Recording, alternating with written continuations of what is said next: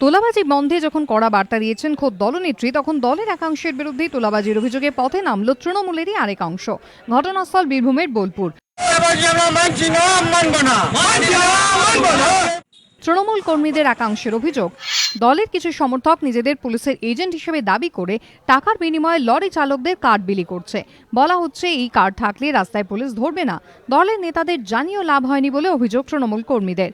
ঘটনার প্রতিবাদে রবিবার বোলপুর থেকে ইলামবাজার যাওয়ার রাস্তা অবরোধ করেন স্থানীয় তৃণমূল কর্মীরা।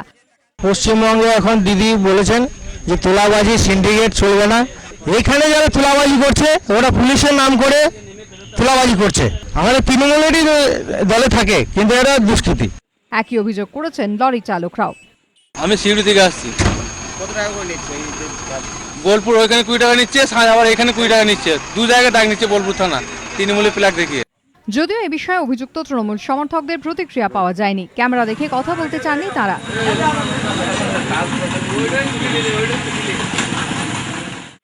গোটা ঘটনায় তৃণমূল জেলা নেতৃত্বেরও প্রতিক্রিয়া মেলেনি। অবরোধে এলাকায় ব্যাপক যানজট হয়, দুর্ভোগে পড়ে সাধারণ মানুষ। পুলিশি হস্তক্ষেপে 2 ঘন্টা পর অবরোধ উঠে যায়। গোপাল চট্টোপাধ্যায় রিপোর্ট, এবিপি আনন্দ।